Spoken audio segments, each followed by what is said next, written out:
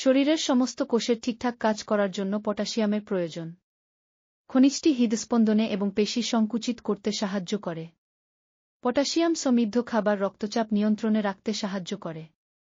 প্রতিদিন গড়ে 4700 milligram potassium প্রয়োজন হয় আমাদের। নির্দিষ্ট খাবারের মাধ্যমে আমাদের শরীর খনিজটি পায়। কিন্তু যদি ডাক্তার বলে যে আপনার পটাশিয়ামের মাত্রা খুব বেশি, তাহলে আপনাকে নির্দিষ্ট ধরনের খাবার এড়িয়ে চলতে হবে। জেনে নিন কোন খাবারে মিলবে পটাশিয়াম। 1. পটাশিয়ামের সমৃদ্ধ উৎস হচ্ছে মসুরের ডাল। 1 কাপ ডালে 700 মিলিগ্রামেরও বেশি পটাশিয়াম মেলে। এছাড়া প্রচুর ফাইবার, ফোলেট এবং অ্যান্টিঅক্সিডেন্টের উৎস মসুর ডাল।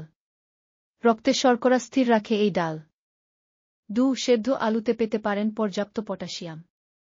পটাশিয়ামের পাশাপাশি সেদ্ধ আলুতে ভিটামিন সি এবং বি বেশি থাকে। এছাড়াও সোডিয়াম সমৃদ্ধ আলুতে কোলেস্টেরল থাকে কম পরিমাণে। মিষ্টি ও লাল আলুও পুষ্টিগুণে ভরপুর। 3. 1 কাপ কমলার রসে 500 মিলিগ্রাম পটাশিয়াম মেলে। হাড় এবং দাঁতকে শক্তিশালী করতে ক্যালসিয়াম এবং ভিটামিন ডিও পাবেন উপকারী কমলায়।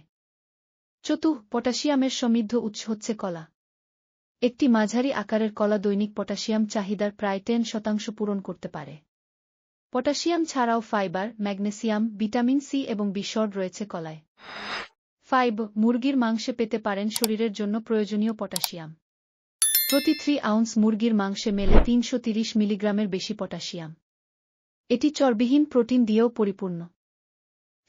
1 কাপ দই আপনাকে প্রায় 580 মিলিগ্রাম পটাশিয়াম দেবে।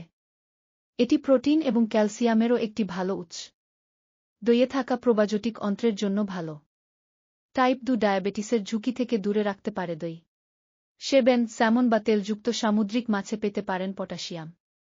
3 আউন্স পরিবেশনে প্রায় 330 মিলিগ্রাম পটাশিয়াম থাকে।